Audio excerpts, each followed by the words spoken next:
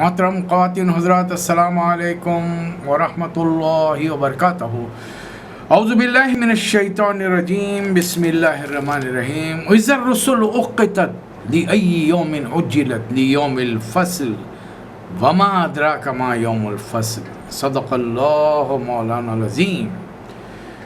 और वो वक्त होगा जब रसूलों की हाज़िरी का वक्त आन पहुँचेगा, और ये उस रोज़ वाक़ हो जाएगी जिसके लिए काम उठा कर रखा गया है, फ़ैसले का दिन। और तुम्हें क्या खबर वो फ़ैसले का दिन क्या है? सूरह मुरसलात है।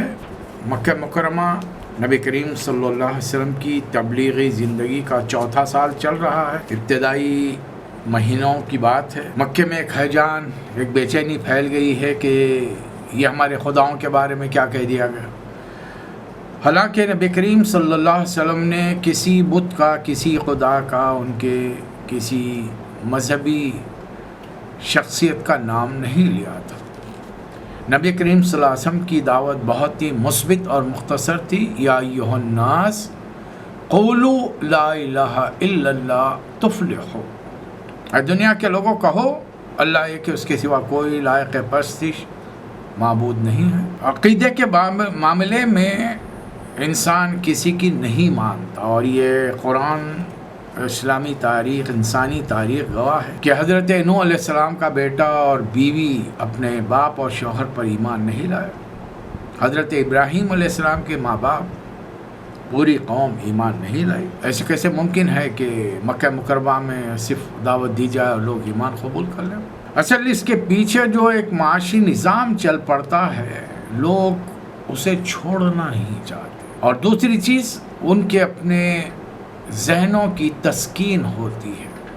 वो जहन ने जो बुत तराशे हैं, उन्हें ही खुदा मानने से जी बहलता है। अब एक खुदा को मान लो और वो भी 24 घंटे हय्य व क़य्यूम है, ला ताख़ुज़ुहु सिनतुन वला नौम। तो फिर अब ये तो बड़ा मसला है। ये तो खुदा 24 घंटे हमको देखते रहेगा और हम कोई काम नहीं कर पाएंगे। लिहाजा इन चीज़ों के पेश नज़र इंसानों ने हमेशा ये मसला उनके पास दरमियान में खड़ा रहा है। मक्के के इस दौर में चौथे साल के इब्तिदाई महीनों में अल्लाह ताला ने एक सूरा नाजिल फरमाया, मुरसलात, सूरतुल मुरसलात। इसमें हवाओं के एक निज़ाम के बारे में बात की गई। वल मुरसलाति उर्फ़न फल आसिफ़ाति अस्फ़न वन नाशिराति नश्तन फल फ़ारिख़ाति फ़रख़न फल मुल्क़ियाति ज़िक्रन उज़्रन औ नुज़्रा इन्नमा तुअदून लवाक़ि। हवाएं जो पै दर पै भेजी जाती हैं, तूफ़ानी रफ्तार से चलती हैं, बादलों को उठा के फैलाती हैं, फिर फाड़ कर जुदा करती हैं, फिर दिलों में खुदा की याद डालती हैं, उज़्र के तौर पर या डरावे के तौर पर। तुमसे जिस चीज़ का वादा किया जा रहा है वो ज़रूर वाक़ई होने वाली है। इंसान ने, दुनिया में बहुत सारी चीज़ें आपने, मैंने, हमारे अतराफ़ के रहने वालों ने देखी हैं, लेकिन बहुत कम गौर करते हैं। हवा एक ऐसी चीज़ है जो इंसानी ज़िंदगी के लिए, बल्कि कायनात की दीगर अशिया की ज़िंदगी के लिए, बहुत सारी अशिया के लिए बहुत ज़रूरी है। इंसानी ज़िंदगी तो इसके बगैर आगे ही नहीं बढ़ सकती। हवा रुक गई, हब्स हो गया, हब्से दम, बहुत सारे लोग दम घुटने से मारे गए। हवा चल रही है, हल्की गर्मी है, काबिल बर्दाश्त है। गर्मी ज़रा हवा की तेज़ी बढ़ गई है, बक्से खुल गए, कपड़े निकाल लिए, गर्मी के कपड़े निकाल दिए, वो जो सेंध के गुज़िश्ता साल रखे थे वो। गर्मी बहुत बढ़ गई। अब इंसानों को ठंडी हवा चाहिए, ठंडा पानी चाहिए, शरबतों का अहतमाम हो रहा है। गर्मी इतनी बढ़ गई कि लू चल रही है, हवा चल रही है, गर्म हवा चल रही है, लू चल रही है, बेशुमार आदमी मारे गए, फसलें तबाह हो गई। हवा चल रही है, हल्की सी खुनकी आ गई है। गर्मा के बाद में सरमा का मौसम शुरू हुआ। चंद दिन तक तो बड़ा अच्छा दिखता है, फिर इसके बाद फिर ज़रा बढ़ गई सर्दी, उनकी बढ़ गई। अब बक्से फिर खुल गए, अब सर्दी के कपड़े निकाले जा रहे हैं। अब पुराने स्वेटर, ओवरकोट, ओवरऑल सारे के सारे निकल रहे। सर्दी बहुत बढ़ गई, पाला पड़ गया। हवा तेज़ चल रही है, सर्द हवा, पाला पड़ गया, फालिज हो गया किसी को, फसलें तबाह हो गई। सर्दी की वजह से बेशुमार लोग मारे गए। सिर्फ हवा चल रही है, तूफ़ानी रफ्तार से चल रही है। बड़े बड़े दरख्तों को, इलेक्ट्रिकल पोल्स को उखाड़ के फेंक दिया उसने, रात से जैम हो गए, बहुत सारे इलाकों की बिजली जाती रही। तुमने क्या समझ रखा है? ये हवा का जो निज़ाम है अलर्ट अप चल रहा है, इसका चलाने वाला, इसकी निगरानी करने वाला, इसके बारे में अहकामात देने वाला कोई नहीं है। یہ باقاعدہ ایک نظام ہے جو اللہ کے حکم سے چلا جا رہا ہے، اور اتنی چیزوں کو دلیل کے طور پہ رکھ کے اللہ فرما رہا ہے جس چیز کا تم سے وعدہ کیا جائے انما توعدون لواقع، قیامت ہوگی۔ مکے میں قیامت پر، آخرت پر بہت زور دیا گیا تھا، اس لیے کہ مکے والے اپنے آپ کو خدا کا بندہ سمجھتے تھے، مانتے تھے خدا۔ کعبۃ اللہ کا نام انہوں نے بیت اللہ ہی رکھا تھا، بیت الہ نہیں رکھا تھا، حالانکہ 360 بت بٹھا رکھے تھے۔ اپنی دانش میں اللہ کے اختیارات اور اللہ کی صفات کو بہت ساری اس کے بندوں کے اندر تقسیم کر دیا تھا، لیکن اس کے باوجود جب مجھ سے سوال کیا جاتا من خلق السماوات والارض یقول للہ، جب ان سے پوچھا جاتا آسمان زمین کس نے بنائے، کہتے اللہ نے۔ بارش کون برساتا ہے، اللہ نے۔ اولاد کی زندگی موت کس کے ہاتھ میں، اللہ کے۔ پھر یہ دوسروں کو کیوں مانتے ہو گیا؟ باپ دادا مانتے ہیں، اس لیے ہم نے ان کو سمجھا، ان میں یہ بھی شاید خدا کے قریبی بندے ہیں۔ ہم چونکہ گنہگار ہیں، ہماری دعائیں قبول نہیں ہوتی، ان کے واسطے سے، ان کے وسیلے سے مانگے تو قبول ہو جائے گی۔ آج یہ نظریہ مسلمانوں میں در آ چکا ہے، اور بڑے بڑے نام نہاد ہمارے دیندار اس کی تبلیغ کے اندر لگے ہوئے ہیں۔ آگے چل کر اللہ فرما رہا ہے جب ستارے مان پڑے، اب یہ کب ہوگا، قیامت کب آئے گی؟ وَإِذَا النُّجُومُ طُمِسَتْ وَإِذَا السَّمَاءُ فُرِجَتْ، جب آسمان پھاڑ دیا جائے گا، ستارے ٹوٹ پڑیں گے، پہاڑ دھنس ڈالے جائیں گے، اور اس وقت رسولوں کی حاضری کا وقت آ پہنچے گا۔ یہ آیتیں میں نے یہاں سے شروع کیا ہے، یہ احساس دلانے کے لیے اپنے آپ کو اور آپ کو کہ قیامت میں 1,24,000 یا 40,000 نبی اپنی اپنی امتوں کے ساتھ کھڑے رہیں گے۔ حضور اکرم صلی اللہ علیہ وسلم تمام نبیوں کے آخر میں تشریف لائے، خاتم النبیین ہیں، اور ہم آخری امت ہیں، لیکن رسول اللہ علیہ وسلم کے ارشاد کے مطابق قیامت کے دن حساب کتاب ہمارا پہلے ہوگا۔ یہ بات میرے اور آپ کے سمجھ میں آ جائے تو شاید ہماری زندگیاں بدل جائے، ہم کو اپنی زندگی کا مقصد معلوم ہو جائے، اور پھر وہ کام کرنے لگیں جو ذمہ داری نبی کریم صلی اللہ علیہ وسلم نے ہم پر عائد فرمائی ہے۔ یہ 1,24,000 انبیاء، پیغمبر، رسول، ان کے امتی کھڑے ہوئے دیکھتے رہیں گے۔ سب سے پہلا مقدمہ امت محمدی صلی اللہ علیہ وسلم کا ہوگا، اور امت سے پہلے اللہ تعالیٰ نبیوں کو بلائے گا۔ وَإِذَا الرُّسُلُ أُقِّتَتْ، رسولوں کو کھڑا کیا جائے گا۔ اور سورہ اعراف میں اللہ کیا فرماتا ہے؟ فَلَنَسْأَلَنَّ الَّذِينَ أُرْسِلَ إِلَيْهِمْ وَلَنَسْأَلَنَّ الْمُرْسَلِينَ، جن کی طرف پیغمبر بھیجے گئے ہیں ان سے بھی پوچھا جائے گا کہ پیغام آیا، پہنچایا نہیں پہنچایا، اور پیغمبروں سے پوچھا جائے گا کہ آپ نے پیغام پہنچایا۔ اب ذرا سوچ لیجئے، نبی صلی اللہ علیہ وسلم کھڑے ہیں اللہ کے دربار میں، 1,24,000 پیغمبر اپنے امتیوں کے ساتھ، آپ کے امتی بھی سامنے کھڑے ہیں، اللہ کا عرش سامنے لگا ہے، اور رسول اللہ علیہ وسلم پلٹیں گے، صحابہ کی طرف دیکھیں گے، گواہی دیں گے، اب پوچھیں گے میں نے دین پہنچایا؟ پورے صحابہ کرام فرمائیں آپ نے کما حق ہو، حق ادا کر دیا اللہ کا پیغام پہنچانے کے لیے۔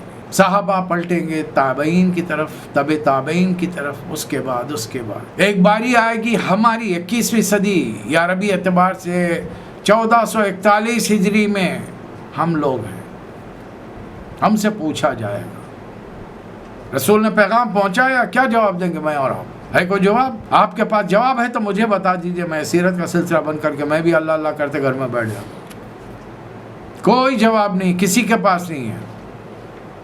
وہ جھوٹی تسلیاں ہیں جسے اپنے دلوں کو بہلا رہے ہیں کہ سیدھی کروٹ سو جائیں گے، اللہ معاف کر دے گا، جنت میں جگہ دے گا۔ یہ سب غلط فہمیوں میں ڈالنے والی باتیں ہیں۔ نبی صلی اللہ علیہ وسلم کی جو ذمہ داری آپ نے ہم پر عائد کی ہے وہ پورا کرے بغیر جنت میں داخلہ نہیں ملے گا، اور نبی صلی اللہ علیہ وسلم کی شفاعت کے بغیر جنت میں داخلہ نہیں ملے گا، نہ آپ کے ہاتھ سے ہم حوض کوثر کے پانی کو پی سکیں گے۔ اگر سوچئے نا، حوض کوثر پہ پینے کے لیے جائیں گے اور نبی صلی اللہ علیہ وسلم نے پوچھ لیا میرا کام کر کے آئے، اور خاص طور پہ سب کانٹیننٹ کے لوگوں سے، برے صغیر کے لوگوں سے، تم تو شرک کے سمندر کے بیچ میں رہتے تھے، اور میں غار حرا سے جب نکلا تھا تو میں اکیلا مسلم تھا۔ حضرت خدیجہ نے اسلام قبول کیا، ابو بکر نے اسلام قبول کیا، زید بن حارثہ نے کیا، علی بن ابی طالب نے کیا رضی اللہ تعالیٰ عنہ اجمعین، یہ سب اسلام میں داخل ہوئے۔ تم کا تو مکمل قرآن میں تمہارے درمیان چھوڑ کر آیا تھا، سیرت چھوڑ کر آیا تھا، اور تمہارے زمانے نے اتنی ترقی کی تھی، ہر چیز تمہارے ٹپ آف دا فنگر کے پاس تھی، ایک انگلی کی جنبش سے یہ تمام کتابیں تمہیں مل سکتی تھی، تمہاری زبانوں میں ترجمہ کی ہوئی تفاسیر، تقاریر، ان کی وضاحتوں کے ساتھ علماء، میری امت کے علماء نے یہ کام آسان کیا تھا تمہارے لیے، پڑھنے سننے لکھنے کی بھی تمہیں تکلیف تھی؟ کیا کوئی جواب ہے ہمارے پاس نبی صلی اللہ علیہ وسلم کا؟ بس یہ کہیں کہ میں آپ کا امتی ہوں، میں نماز پڑھ کے آیا، روزہ رکھا، حج کیا، زکوٰۃ دیا، لہٰذا حوض کوثر سے پانی پلا دیجیے. نہیں، ایسا نہیں ہوگا. پھر اللہ فرما رہا ہے الم نہلک الاولین، خاص طور پہ اللہ سزائیں ان کو دیتا ہے جو اللہ کے دین کے دعوے دار ہوتے ہیں، نبیوں کے ماننے والے ہوتے ہیں. پھر وہ کام جب چھوڑ دیتے ہیں تو پھر اللہ انہیں پوری قوم کو برباد کر دیتا ہے، ان کی جگہ نئی قوموں کو لاتا ہے. ہے قصے تاتار کے افسانے سے پاسباں مل گئے کعبے کو صنم خانے سے. ہم نے پہلوں کو ہلاک نہیں کیا، ثم نتبعہم الآخرین، یہی سلسلہ ہم آگے بھی رکھیں گے روا. کذالک نفعل بالمجرمین، اللہ مشرکین نہیں کہہ رہا ہے، کافرین نہیں کہہ رہا ہے، مجرم. کوئی آدمی کسی ملک کا رہے، کوئی غیر قانونی کام کرے، اسے مجرم کہا جاتا ہے. اس کو فوری شہریت اس کی منسوخ نہیں کی جاتی، مجرم ہے. تم مسلمان ہو لیکن تم نے جرم کیا ہے. سب سے بڑا تم نے قرآن اور حدیث کی، سیرت کی تعلیمات تم نے دنیا والوں سے چھپائی ہیں، نہ قولاً پیش کی نہ عملاً پیش کی. پھر تمہاری حیثیت کیا ہے، حقیقت کیا ہے؟ الم نخلقکم من ماء مہین، ہلکے گندے اچھلتے ہوئے پانی سے ہم نے نہیں بنایا. وجعلنا فی قرار مکین الی قدر معلوم فقدرنا فنعم القادرون. کہاں رکھا؟ ماں کے پیٹ میں 3 پردوں کے اندر. اور کیسے وہاں پر ایک گندے پانی کے بوند سے ہم نے تمہاری انسانی تخلیق کی ہے، 9 مہینے کے بعد میں انسانی شکل دے کر دنیا کے اندر وجود میں لایا تمہیں. انم نجعل الارض کفاتا احیاء و امواتا، اور جس زمین پہ تم رہتے ہو اس کو ہم نے زندہ و مردوں کے لیے، جب تک زندہ ہو پیٹ پہ چلتے رہو، جیسے مر جاؤ گے پیٹ میں چلے جاؤ. پھر جنتیوں کا کچھ ذکر ہے، دوزخیوں کا کچھ ذکر ہے، دوزخیوں کو کیا کیا سزائیں دی جائیں گی اور جنتیوں کو کیا کیا انعامات دیے جائیں گے. آخری آیت میں اللہ ہم سے سوال کر رہا ہے. 2 باتیں ہیں آخری آیتوں میں. وَإِذَا قِيلَ لَهُمُ ارْكَعُوا لَا يَرْكَعُونَ، جب ان سے کہا جاتا ہے رکوع کرو، رکوع نہیں کرتے. رکوع صرف نماز میں کیا جاتا ہے، حج میں، روزے میں، زکوٰۃ دیتے وقت رکوع نہیں کیا جاتا نماز میں. اس کا مطلب یہ ہے کہ بے شمار مسلمان نماز نہیں پڑھتے. ذمہ داری کس کی ہے؟ میرے خاندان والوں کو نصیحت کرنا، سمجھانا، منانا، اچھے ڈرا کر. جو میرے ماتحت ہیں، میرے ڈپینڈنٹ ہیں، ان پر تو پورا زور چلتا ہے میرا، ورنہ کھانا پینا بند کر دیے. اب جن پہ زور نہیں چلتا انہیں نصیحت سے بھلی بات، دل میں اتر جانے والی انداز میں گفتگو. پھر اللہ آخر فرما رہا ہے اگر تم نے یہ کام کر لیا تو پھر ہم ان سے پوچھیں گے فَبِأَيِّ حَدِيثٍ بَعْدَهُ يُؤْمِنُونَ. اب یہ پیغام اتنا واضح پہنچنے کے بعد اور کوئی اور کتاب تمہیں چاہیے اسلام قبول کرنے کے لیے؟ کچھ اور وضاحتیں تم کو چاہیے؟ عمرہ کا مہینہ قریب آ رہا ہے. جانتے ہیں نا عمرہ کا مہینہ کون سا مہینہ؟ 7واں مہینہ رجب. اسلامی کیلنڈر کا 7واں مہینہ رجب. رجب صرف عمرہ کے لیے مختص تھا. حج کے لیے 3 مہینے ہیں، ذوالقعدہ، ذوالحجہ، محرم. یہ 4 مہینے اللہ تعالیٰ نے کائنات جب بنائی ان کو محترم قرار دیا تھا. ہر زمانے میں لڑائی جھگڑا، جنگ، فساد. آدمی کو اگر احرام میں دیکھ لیا باپ کا قاتل ہے، بدترین دشمن ہے، ازلی عداوت ہے، لیکن بھول جانا اب وہ اللہ کے گھر کا مسافر اسے جانے دو. امن میں یہ 4 مہینے امن کے ہوتے تھے. 7واں مہینہ قریب آ رہا ہے. میں نے عرض کیا نا، 4تھا سال شروع کے مہینے چل رہے ہیں. اب قریش کے اندر ایک بے چینی پھیل گئی کہ محمد صلی اللہ علیہ وسلم جو کلام لائے ہیں اس کو سن کر ہمارے اپنے گھر والے ان کے پیرو بن چکے ہیں. کسی کا بھائی، کسی کا باپ، کسی کا بیٹا، کسی کے شوہر، کسی کی بیوی. اب یہ باہر سے جب عرب کے حجاز کے کونے کونے سے لوگ آئیں گے، ہم ان کو روک کیسے سکیں؟ کیا کرنا چاہیے؟ اب کانفرنسز ہو رہی ہیں، بڑی بڑی میٹنگز ہو رہی ہیں کعبۃ اللہ کے پاس. اللہ تعالیٰ نے ایسی ہی ایک میٹنگ، ایک کانفرنس کا لفظوں کے ذریعے اس کی فوٹوگرافی کر کے ہم کو دے دیا ہے. ذرنی ومن خلقت وحیدا وجعلت له مالا ممدودا وبنین شہودا ومہدت له تمہیدا ثم یطمع ان ازید کلا انہ کان لآیاتنا عنیدا سأرہقہ صعودا. 7 آیتیں تو 4تھے سال کے شروع میں کہ دعوت پہنچائیے، یا ایھا المدثر قم فانذر. یہ تو 7 آیتیں ہوں گی. اب چند مہینے کے بعد میں اللہ تعالیٰ بقایا حصہ قریش کی سازشوں کو اللہ تعالیٰ ان کا پردہ فاش کر رہا ہے. یہ ہے سیرت نبی صلی اللہ علیہ وسلم. رسول اللہ علیہ وسلم کے بارے میں آپ کے پیغام کو روکنے کے لیے کیا سازشیں کی جا رہی ہیں اللہ تعالیٰ وہ بتا رہا ہے. یہ دیکھیں، ایک میٹنگ ہو رہی ہے، تمام سردار بیٹھے ہیں، مشورہ دیا. کسی نے کہا کہ بھائی ہم کہہ دیں گے یہ صاحب شاعر ہیں. تو ایک بڑے صاحب تھے عمر رسیدہ, انہوں نے کہا کہ نہیں. ولید بن مغیرہ, انہوں نے کہا کہ نہیں سب ایسی بات نہیں ہے, شاعری کی ہر قسم ہم جانتے ہیں, غزل ہے, نظم ہے, مرثیہ ہے, قصیدہ ہے, ہجو ہے, یہ ساری چیزیں ہم جانتے ہیں, اور یہ کلام جو ہے یہ شاعری نہیں. تو ہم کہہ دیں گے کہ یہ کاہن ہے. نہ نہ نہ نہ نہ نہ, ہم کاہنوں کو بھی جانتے ہیں, اوٹ پٹانگ قسم کے جملے بولتے ہیں, یہ کرتے ہیں, کچھ اڑنگ بڑنگ کی آوازیں نکالتے ہیں اور پھر ہاتھ پھیلا کے مانگتے ہیں. تو ہم کہتے ہیں کہ جادوگر ہے. نہیں, یہ جادوگر بھی نہیں. اب جب کئی تجاویز پیش ہوئی اور ایک ہی صاحب ان تجویزوں کو رد کر رہے ہیں تو اب لوگوں کو ذرا چڑھ گئی. لوگوں نے کہا کہ حضرت اب آپ ہی تجویز پیش کیجئے. بہت زیادہ شاعری نہیں کرنا چاہیے, بہت زیادہ اپنے آپ کو قابل نہیں بتانا چاہیے, ورنہ لوگ پیچھے پڑ جاتے ہیں کہ آپ حل آپ ہی پیش کیجئے. اب وہ صاحب چونکہ عمر رسیدہ تھے, ایک بڑے سردار بھی تھے, لہٰذا اب سارے سردار بیٹھے ہوئے یہ درمیان میں کھڑے رہ گئے. انسان کی انانیت, وہ اپنے آپ کو منوانا چاہتا ہے, کردار سے نہیں, بس دھونس جما کر. اب یہ کونے سے وہ کونے تک ٹہلتے جا رہا ہے. اللہ تعالیٰ یہ منظر الفاظ میں قلم بند فرما رہے ہیں, انہو فکر و قدر, اس نے سوچا, بات بنانے کی کوشش کی, فقتل کیف قدر, خدا کی مار اس پر کیسی بات بنانے کی کوشش کی.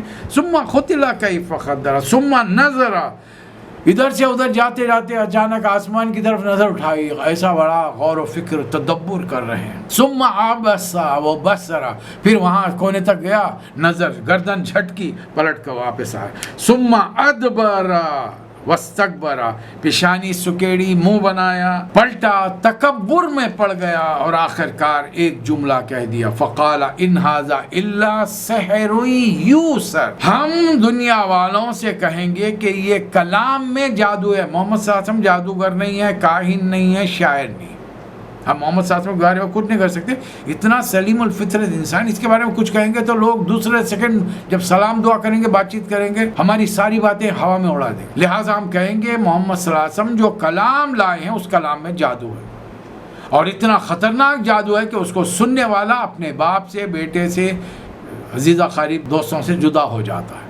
بس اس کلام کو سننا نہیں چاہیے. چلیے بات جم گئی, اس بات پر اتفاق ہو گیا. اب عمرہ کا مہینہ شروع ہونے سے پہلے قریش نے اپنے لوگوں کو مختلف مکے میں داخل ہونے والے راستوں پر ٹھہرا دیا, چیک پوسٹ بنا دی وہاں. اب جو قافلہ باہر سے آ رہا ہے, مشرکین مکہ کے لوگ انہیں بتا رہے ہیں کہ بھائی اندر جانا, خیال رکھنا کہ ایک صاحب ہیں, ان کے پاس ایسا خطرناک جادوئی کلام ہے, تم سن لو گے تو تم اپنا عقیدہ, اپنا سوچ, فکر, ہر چیز بدل لو گے, ان کے پیرو بن جاؤ گے اور باپ دادا کے طریقہ کار کو چھوڑ دو. لوگ ہیبت کھا گئے. لوگ ہیبت بہت جلدی کھاتے ہیں. آج دیکھیے نا, آج دنیا ہیبت کھا کر لاک ڈاؤن میں بیٹھی ہوئی ہوتا ہے. یہ ہیبت کیوں کھاتا ہے انسان؟ اس لیے کہ اس کے دل میں خدا کا خوف نہیں. اور جو خدا سے نہیں ڈرتا وہ تو اپنے سائے سے بھی ڈرتا ہے, اور جو خدا سے ڈرتا ہے وہ دنیا کی کسی چیز سے نہیں. احتیاط اور بات ہے, ڈرنا اور بات. اللہ تعالیٰ نے کیا دنیا بنائی ہے. بسا اوقات اللہ اپنے کاموں کو مشرکین اور کافروں سے بھی لے لیتا ہے, فاسق و فاجر سے لے لیتا ہے. اب دیکھیے نا, جو کام, اب صحابہ کتنے ہیں, بڑی مشکل سے 100-150 ایمان لانے والے نبی صلی اللہ علیہ وسلم. اب اگر ہر قافلے کے پاس پہنچنا ہوتا, اور عرب کے کونے کونے سے چو طرف سے مکے میں لوگ داخل ہو رہے ہیں, یمن کی طرف سے آ رہے ہیں, نجران کی طرف سے آ رہے ہیں, عمان کی طرف سے آ رہے ہیں, بحرین کی طرف سے آ رہے ہیں, ایک ایک جگہ سے لوگ آ رہے ہیں, تو کیا کہا جائے گا پھر آپ مدینے سے آ رہے ہیں. کتنے لوگ چاہیے ان تمام قافلے والوں سے ملنا اور ایک ایک تک بات سمجھانا. اللہ تعالیٰ نے مشرکین سے کام لے لیا. لوگوں کو اتنا تو پتہ چل گیا کہ ایک مدینے میں صاحب ہیں جو بہت ہی ان کے پاس خطرناک کلام. اب انسان کی دوسری چیز جو فطرت میں اللہ نے ودیت کی ہے, کھوج, کون ہے, کیا ہے. اور انسانی مزاج یہ ہے کہ جہاں نہیں دیکھنے کے لیے کہا جاتا ہے وہیں جھانک کے دیکھتا ہے, جو بات نہیں سننے کے لیے کہا جاتا ہے کان لگا کے وہی سنتا ہے. یہ جستجو, یہ کھوج, یہ کیوریاسٹی انسان کی. بہت سارے آئے, بہت سارے, کچھ نہیں سنے, کانوں میں روئی ٹھوس لے کے گئے, ڈر ڈر کے رات کا وقت آتے تھے، اکیلے میں طواف کر کے عبادت کر کے چلے آتے۔ ان میں سے ایک مدینے کے صاحب بھی آئے، سامت بن سوید۔ یہ مدینے میں ان کو کامل کہا جاتا تھا، بڑے عالم تھے، سمجھدار تھے۔ یہ جب آئے تو پہلے تو اپنے کانوں میں روئی لگائے اور کعبے کے طواف کے لیے آئے۔ جب ایک دو چکر لگائے تو دیکھا کہ ایک جگہ نبی صلی اللہ علیہ وسلم کھڑے ہوئے عبادت میں مصروف ہیں۔ جی کڑکا کر ایک فیصلہ کر لیا کہ بھائی لوگ مجھے اتنا عقل مند اور ذہین سمجھتے ہیں، اب میں ایک صاحب سے اگر بات کروں گا تو میرا عقیدہ بدل جائے گا، میرے خیالات ایسے کیسے ممکن ہے، ایسا کیا کلام ان کے پاس ہے، چلیے میں جا کے بات کرتا ہوں۔ اپنے طور پہ فیصلہ کر لیا، نبی صلی اللہ علیہ وسلم کے پاس پہنچے، سلام دعا ہوئی، نبی صلی اللہ علیہ وسلم نے بات بتائی، پوچھا اے میرے قریشی بھائی آپ کیا بات رکھیں؟ نبی صلی اللہ علیہ وسلم نے اپنے انداز میں اپنے الفاظ میں بات سمجھائی۔ یہ سن کر انہوں نے کہا کہ حضرت میرے پاس تو اور بہترین کلام ہے، ٹھہریے میں بھی لاتا ہوں۔ اپنے خیمے میں گئے اور جا کر وہاں سے حکیم لقمان کے کچھ ارشادات اور زرعی اقوال نکال کر لائے۔ نبی صلی اللہ علیہ وسلم نے فرمایا کہ اچھا کلام ہے، لیکن میں جو کلام لایا ہوں اس سے بہتر ہے۔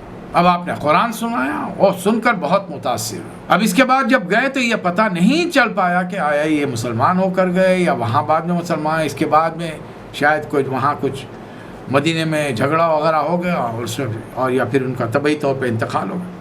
بہرحال سورہ آگے بڑھ رہا ہے۔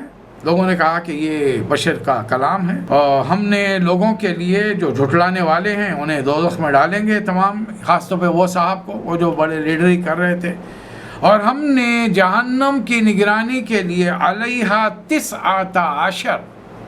19 فرشتوں کو مقرر کیا ہے۔ اب بتائیے حساب کتاب کریں گے تو پتہ چلے گا کہ انسان اربوں کی تعداد میں جہنم میں جھونکے جائیں گے۔ ہر نبی کو ماننے والے، ایمان لانے والے بڑے کم تھے، بڑی تعداد انکار کرنے والوں کی رہی۔ نوح علیہ السلام کی مثال سامنے، اس کے بعد میں جتنے چلے آئے۔ ابراہیم علیہ السلام کی قوم میں تو کوئی ایمان نہیں لایا سوائے بیوی اور 10 سالہ بھتیجے کے، پوری قوم کو اللہ نے ہلاک کر دیا۔ لوط علیہ السلام کی پوری قوم کو اللہ تعالیٰ نے غرق کر دیا۔ اب بقایا قوموں میں سے چند آدمی اپنے اپنے نبیوں پر ایمان لائے جن کو اللہ تعالیٰ نے بچا لیا، تو ایک بڑی تعداد جہنم میں جا رہی۔ تو لوگوں کو بھی معلوم ہے، جب یہ بات پتہ چلی کہ اتنے کروڑ انسانوں کی نگرانی کے لیے صرف 19 فرشتے ہیں، اور فرشتے بالکل ان کے نزدیک، ان کی دانست میں، ان کے اپنے فہم کے مطابق بڑی نازک کمزور مخلوق ہے، لوگوں کا بڑا زور کا قائقہ لگا۔ ایک پہلوان وہاں سے جا رہے تھے، جب انہوں نے یہ جملہ سنا کہ دوزخ کے نگران صرف 19 فرشتے ہیں، تو وہ سرداروں کے سامنے آ کے کھڑے رہ گئے اور کہنے لگے کہ اے سرداران قریش، 18 سے تو مقابلہ میں کر لوں گا، میں جیت جاؤں گا۔ اب تم سب مل کر ایک سے لڑائی نہیں لڑ سکتے؟ تو بڑے زور کا قہقہا پڑا۔ اب ان نالائقوں کو، ان نادانوں کو کیا پتا کہ ایک فرشتے کو اللہ نے کیا طاقت اور کیا صلاحیتیں دی ہیں کہ اگر وہ ایک چیخ مارے تو پوری بستی کے لوگ بیٹھے بیٹھے مر جائیں، لیکن ان کی سمجھ میں نہیں آیا۔ اس کے علاوہ جو اللہ کی فوجیں، اس کے بارے میں کوئی نہیں جانتا۔ آخری حصے میں اللہ تعالیٰ نے ایک خاص بات دنیا والوں کو بتائی، کل نفس بما کسبت رہینۃ الا اصحاب الیمین۔ ہر جان اللہ کے ہاں گروی رکھی ہوئی ہے۔ اب گروی مارٹگیج آپ جانتے ہیں نا، اچانک پیسوں کی ضرورت پڑی، ہم قیمتی چیز 100 روپے کی ہے، اس کو 25 روپے 30 روپے کے اندر دے کر رکھا کر لا رہے ہیں، قیمت کم لی، قیمت تاکہ یہ جلدی پیسے رقم واپس کر کے وہ قیمتی بھاری چیز واپس لے لی جائے۔ تو جان تمہاری ہمارے ہاں گروی ہے، نیکیاں کرو اور چھڑا لو۔ کل نفس بما کسبت اصحاب الیمین، کل نفس بما کسبت رہینۃ الا اصحاب الیمین، سوائے بائیں دائیں رائٹ ہینڈ والوں کے، یہ جنت میں جائیں گے، فی جنات یتساءلون، جنت میں چلے جائیں گے اور پوچھیں گے بھائی ہمارے بہت سارے رشتہ دار، عزیز اقارب، دوست جو مسلمان تھے، کیا بات ہے آج ہمارے ساتھ جنت میں نظر نہیں آ رہے ہیں؟ کیا جرم ہوا ان سے، کیا غلطیاں ہوئیں، کوتاہیاں عن المجرمین، یہ فوری اور کون سی چیز انہیں جنت کے بجائے ما سلککم، وہ جھانک کر دیکھیں گے ہزاروں میل دور جہنم میں وہ جلتے ہوئے نظر آئیں گے، تو ان سے پوچھا جائے گا ما سلککم فی سقر، کیا تم نے کہ دوزخ میں تمہیں جانا پڑا؟ ان کا جواب، پہلا جواب سنیے، لم نکو من المصلین، نماز پڑھتے تھے، با جماعت نہیں پڑھتے۔ پتہ نہیں کس نے کہہ دیا کہ گھر میں نماز پڑھ لیں، نہ مسجد میں پڑھنے سے فضیلت ہے، نہیں فضیلت نہیں ہے، کس نے کہہ دیا فضیلت ہے؟ یہ فرض ہے۔ نبی صلی اللہ علیہ وسلم کی کوئی نماز بغیر جماعت کے نہیں ہوئی، پھر ہم کس کی سنت پہ چل رہے ہیں؟ ہم رسول اللہ علیہ وسلم کی سنت پہ چل رہے ہیں، تو ہر بالغ مرد کو اس کی نماز گھر میں ادا ہو ہی نہیں سکتی، نابالغوں پر تو کوئی چیز فرض ہی نہیں ہے. جب فرض ہے تو فرض مسجد میں ادا ہوگی. ہاں اس کے ثواب زیادہ ہیں یہ اور بات ہے، لیکن گھر میں پڑھ لو ادا ہو جائے گی. ادا نہیں ہوگی، بلکہ رسول اللہ صلی اللہ علیہ وسلم نے تو اتنا حکم دیا کہ سفر کر رہے ہو 3 آدمیوں جماعت کر لو اور ایک کو اپنا امیر مقرر کر لو. ان کا جواب ہوگا لم نکن من المصلین، ہم مصلیوں میں سے نہیں تھے.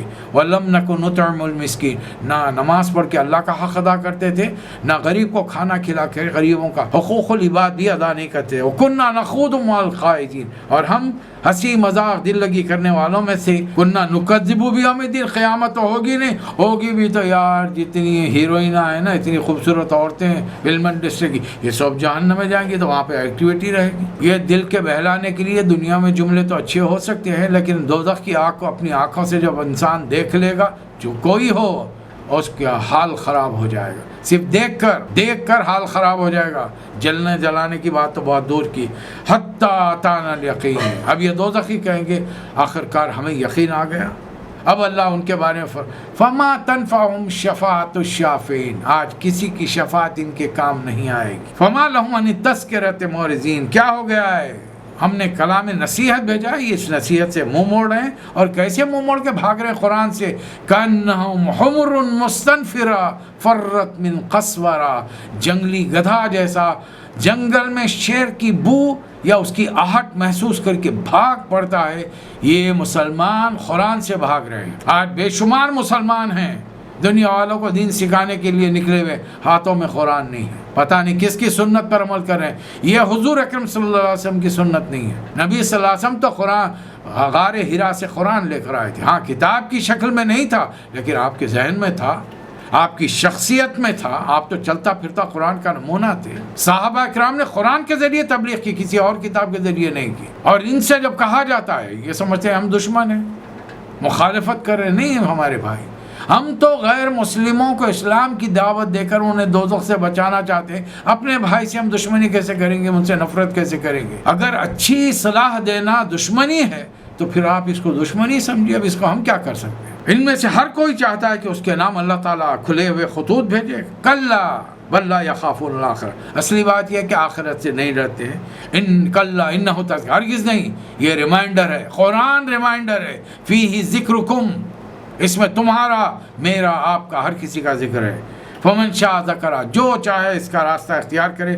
وما یذکرون الا ان یشاء اللہ، اور اس کا حقدار وہ ہے، حق یہ ہے کہ اس سے تقوی حاصل کیا جائے، اور اس کا اہل تقوی کرنے والوں کو بخش دے گا اللہ تعالیٰ. ہوا اہل التقوی و اہل المغفرہ. چوتھے سال کے شروع میں ابھی جب کہ حج کا موسم آنا شروع ہوا اور لوگ آگے آنا شروع ہو گئے، قریش نے بات پہنچا دی. اب پورے عرب کی سرزمین پہ بھی یہ لوگ جب عمرہ کر کے واپس ہو گئے تو وہاں پر ایک کھلبلی مچ گئی. تو ہر ایک نے جا کر یہ نیوز دینا بہت ضروری سمجھا. مکے میں ایک صاحب آئے ہوئے، یعنی غیر ارادی طور پر مکے والوں نے نبی صلی اللہ علیہ وسلم کے بارے میں ایڈورٹائز کر دیا، شہرت دے دی، بات پھیلا دی. میں اپنے نبی کے کوچے میں